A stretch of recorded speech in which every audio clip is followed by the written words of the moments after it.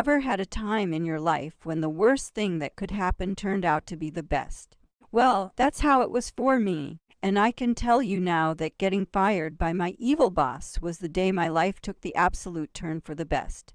Of course, I didn't see it that way at the time. After 15 years of giving my all at a glass company and finally making it to the creative design department, a new manager said my ideas were useless. I was only costing the company money, so he was eliminating my position. Andrew had it out for me from the day he started at Smashen Glassen, but I thought I'd outlast him. After all, my name was Smashen Glassen, and I had worked my way to my dream job at what once was the most prestigious designer glass company in the country. It seemed like destiny. So how could such a mean-spirited, small-minded penny pincher like Andrew step between me and my destiny?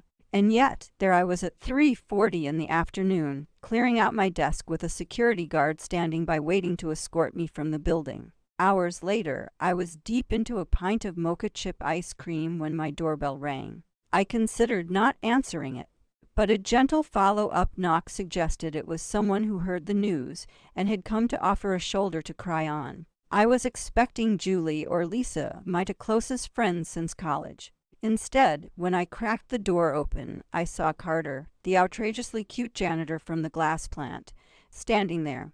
He held up a 4-pack of London Pride Ale and said he thought I might need some cheering up. I pushed back tears at the kindness of the gesture and pulled open the door. We'd shared a few lunches out on the picnic benches at work when the weather cooperated. The first time, Carter had followed me outside with a mock-up that he pulled from the trash. I'd thrown it out when Andrew told me it was not up to Smashen standards. Carter handed it back to me and said, "What does he know? He's a bean counter." He told me he liked it and described the ethereal qualities that I'd been aiming for. That's when we discovered that we'd both graduated from the Art Institute of Chicago. Different years, but we had fun comparing notes. Carter opened an art studio after he graduated, but having no business experience, it had failed. He took the job as a custodian at Smashen to pay off his debts and regroup.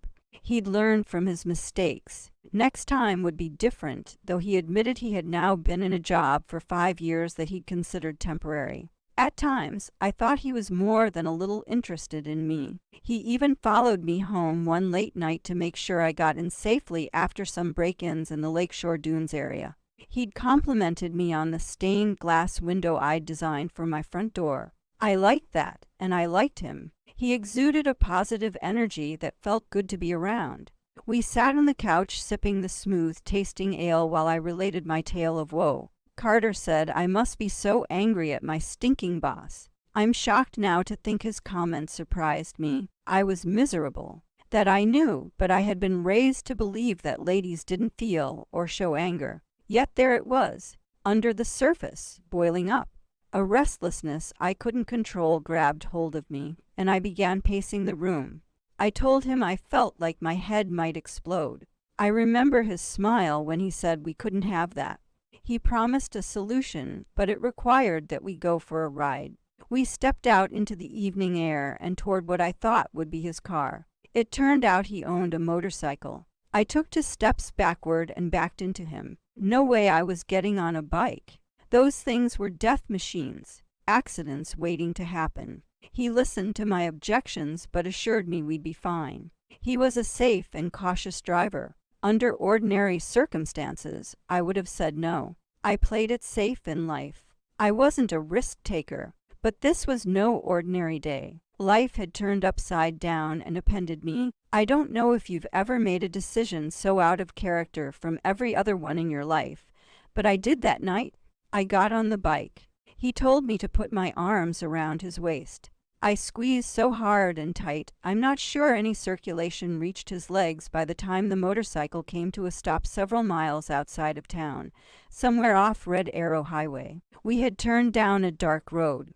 When I stepped off the bike, I realized that we were at the back gate of the county recycling center, an odd destination. He told me to follow him and headed for a dumpster in front of the fence. He jumped on top and held out his hand to give me a lift.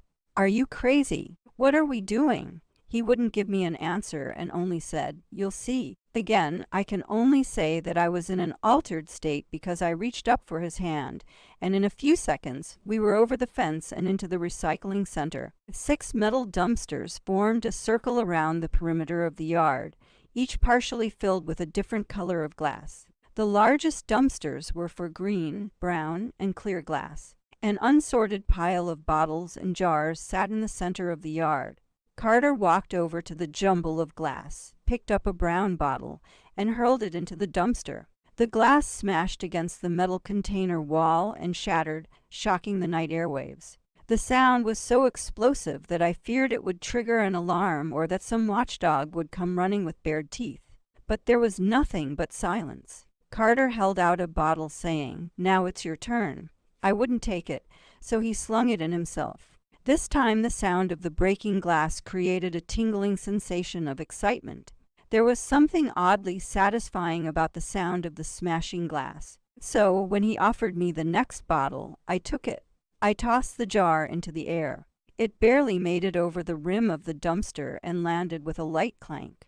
Carter offered an impish grin and said I could do better than that, and handed me another bottle. I swung my arm like a baseball pitcher and loose, releasing the bottle at full velocity. It flew over the edge. The glass shattered with a thunderous boom that sent a shiver down my spine, the sensation being all the better coming from my own doing. I glanced at Carter. He gestured toward the pile of glass, inviting me to choose one. I picked up a bottle and threw again, this time with greater determination. The glass shattered with that satisfying sound.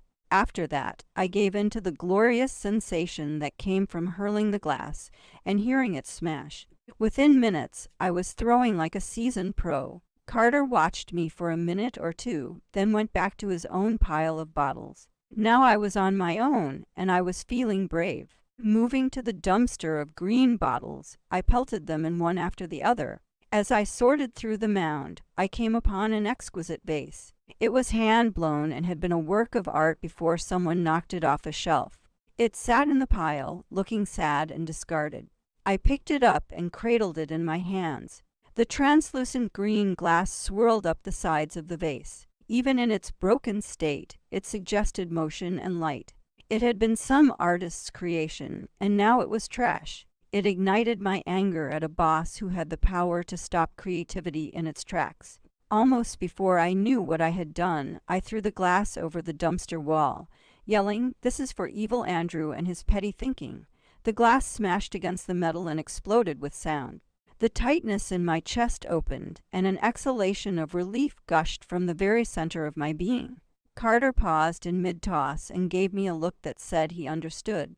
I picked up another bottle and sent it careening over the wall, blasting out the words, "This is for his squishing the lifeblood and creativity out of anyone who works for him." Carter picked up his own glass and shouted out, "This is for his tedious memos on how to clean his fish tank." We made several toasts to Andrew as we came to call our proclamations, but then moved on to other irritations in our lives. I was angry at a roofing company that had damaged my chimney. Carter made toasts to a negligent landlord. Over the next hours, we went from the personally traumatic to the global, to the mundane, and finally to the silly. We smashed a glass for every insult, injury, and issue we could think of. Between tosses, the night air fell silent. In the afterglow of our efforts, we stood and looked up toward the heavens. It was still deep night, and the stars were brilliant in the sky. I inhaled the air of liberation, taking in deep breaths and releasing anger, sadness, and inhibitions. This night, this brilliant night, anything seemed possible. Climbing back over the fence was an easy feat, even as spent as I was. I felt a different person than the one I was when I first climbed over. We drove to the lake and sat on a dune, scanning the sky for shooting stars. We talked about our dreams and what we had hoped for. Being so much younger, Carter was closer to his college dreams than I was to mine, but we both realized that somewhere along the line we had lost our way. On the ride home, I hung onto Carter's waist just as tight, but this time not because I was frightened, but because I felt close. That night I slept better than I had for months, possibly years. I woke the next morning with renewed energy. As I lay in bed, gazing at the morning sky, it came to me I could combine my love of design and glass and conservation all into one if I started a recycling and glass company. In the luxury of my bed, I didn't have to have a proper plan. It seemed inevitable. By 10 a.m., there was a knock on my door. Carter had returned as planned with breakfast bagels in one hand and a cardboard tray holding 2 cups of caramel coffee in the other. As we spread cream cheese over sesame bagels, I considered telling him about the plan I was hatching. Swallowing hard, I noticed a lump in my throat. What if last night had only been a holiday, a momentary escape from reality? Who was I to think I might start my own company? This is when that voice of doubt can be so damning. I took a deep breath, tapping into the courage I discovered the night before to say my idea out loud. I launched into my plans for a business that would recycle glass and turn it into objects of art. Customers could bring in their own glass if they owned damaged pieces, like the exquisite green vase I had come across the night before. I would make art and help save the planet through recycling. Not brave enough to lift my eyes when I finished. I couldn't see his reaction. So my heart took a leap when I heard Carter say, "What would you say to taking on a partner?" I couldn't express what a perfect solution he was offering. Instead, I asked, "What's our next step?" He said we should start with a name. I remember it came to me in a flash. How about Smashen Glassen? I was tentative, but Carter proclaimed it was perfect. We never looked back from there.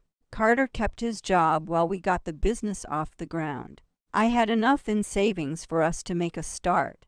After the business took off, we got married and moved into a loft above the shop we built right off Red Arrow Highway.